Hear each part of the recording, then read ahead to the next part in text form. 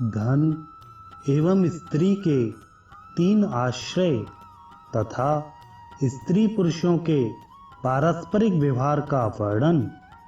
ब्रह्मा जी बोले, मुनीश्वरों, उत्तम रीति से विवाह संपन्न कर गृहस्थ को जो करना चाहिए उसका मैं वर्णन करता हूँ।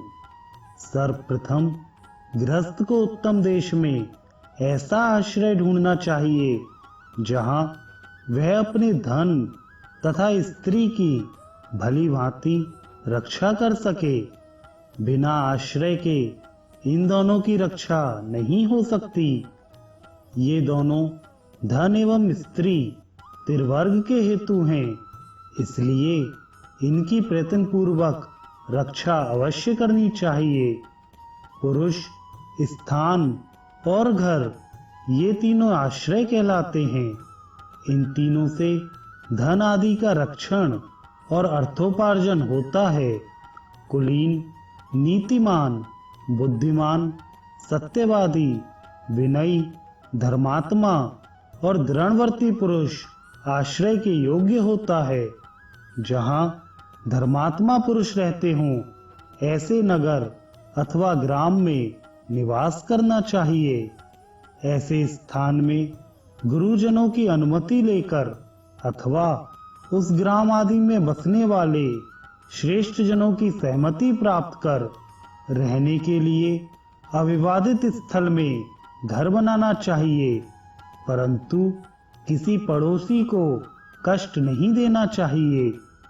नगर के द्वार, चौक, यज्ञशाला, शिल्पियों के रहने के स्थान, जुआ खेलने तथा मांस मद्यादि बेचने के स्थान, पाखंडियों और राजा के नौकरों के रहने के स्थान, देव मंदिर के मार्ग तथा राजमार्ग और राजा के महल, इन स्थानों से दूर रहने के लिए अपना घर बनाना चाहिए।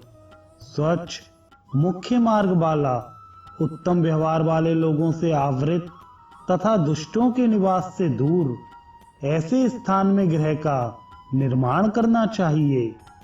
गृह के भूमि की ढाल पूर्व अथवा उत्तर की ओर हो।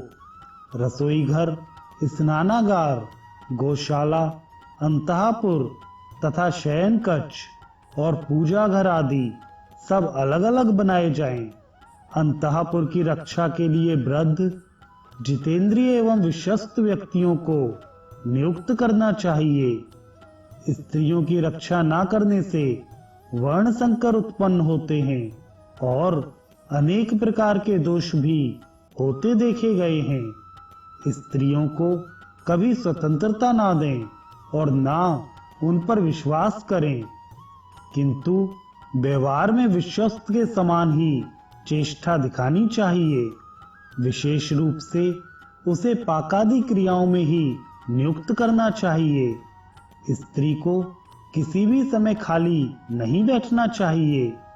दरिद्रता, अति रूपवत्ता, आसक्त जनों का संग, स्वतंत्रता, पेयादि द्रव्य का पान करना तथा अभक्ष्य भक्षण करना, कथा गोष्ठी आदि प्रिय लगना, कामना करना, जादू टोना करने वाली, भिक्षुकी, कुट्टिनी, दाई, नटी आदि दुष्ट स्त्रियों के संग, उद्यान, यात्रा, निमंत्रण आदि में जाना, अत्याधिक तीर्थ यात्रा करना अथवा देवता के दर्शनों के लिए घूमना, पति के साथ बहुत वियोग होना, कठोर व्यवहार करना, पुरुषों से अत्याधिक वार्तालाप करना, अति क्रूर, अति सौम्य, अति निडर होना, ईर्ष्यालु तथा कृपण होना और किसी अन्य स्त्री के वशीभूत हो जाना, ये सब स्त्री के दोष उसके विनाश के हेतु हैं।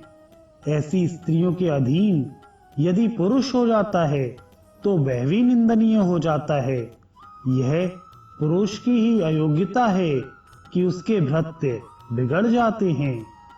स्वामी यदि कुशल ना हो तो भृत्य और स्त्री बिगड़ जाते हैं। इसलिए समय के अनुसार यथोचित रीति से ताड़न और शासन से जिस भांति हो इनकी रक्षा करनी चाहिए। नारी पुरुष का आधा शरीर है, उसके बिना धर्म क्रियाओं की साधना नहीं हो सकती। इसी कारण स्त्री का सदा आदर करना चाहिए, उसके प्रतिकूल नहीं करना चाहिए। स्त्री के पतिव्रता होने के प्रायः 3 कारण देखे जाते हैं।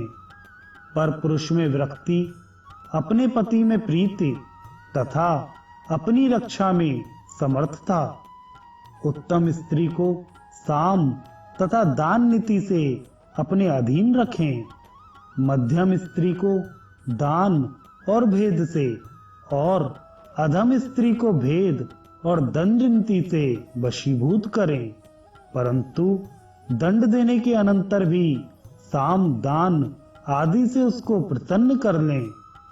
भर्ता का अहित करने वाली और व्यभिचारिणी स्त्री कालकूट विष के समान होती है, इसलिए उसका परित्याग कर देना चाहिए। उत्तम कुल में उत्पन्न पतिव्रता, विनीत और भर्ता का हित चाहने वाली स्त्री का सदा आदर करना चाहिए। इसी रीति से जो पुरुष चलता है वह त्रिवर्ग की प्राप्ति करता है और लोक में सुख पाता है। ब्रह्मा जी बोले, मुनीश्वरों, मैंने संक्षेप में पुरुषों को स्त्रियों के साथ कैसा व्यवहार करना चाहिए यह बताया। अब पुरुषों के साथ स्त्रियों को कैसा व्यवहार करना चाहिए उसे बता रहा हूँ, आप सब सुने। पति की सम्यक आराधना करने से स्त्रियों को पति का प्रेम प्राप्त होता है तथा फिर पुत्र तथा स्वर्ग आदि भी उसे प्राप्त हो जाते हैं। इसलिए स्त्री को पति की सेवा करना आवश्यक है। संपूर्ण कार्य विधि पूर्वक किए जाने पर ही उत्तम फल देते हैं और विधि निषेध का ज्ञान शास्त्र से जाना जाता है। स्त्रियों का शास्त्र में अधिकार नहीं है और ना ग्रंथों के धारण करने में अधिकार है, इसलिए स्त्री द्वारा शासन अनर्थकारी माना जाता है। स्त्री को दूसरे से विधि निषेध जानने की अपेक्षा रहती है। पहले तो उसे भर्ता सब धर्मों का निर्देश करता है और भर्ता के मरने के अनंतर पुत्र उसे विधवा एवं पतिव्रता के धर्म बतलाए। बुद्धि के विकल्पों को छोड़कर अपने बड़े पुरुष जिस मार्ग पर चले हों उसी पर चलने में उसका सब प्रकार से कल्याण है। पतिव्रता स्त्री ही गृहस्थ के धर्मों का मूल है।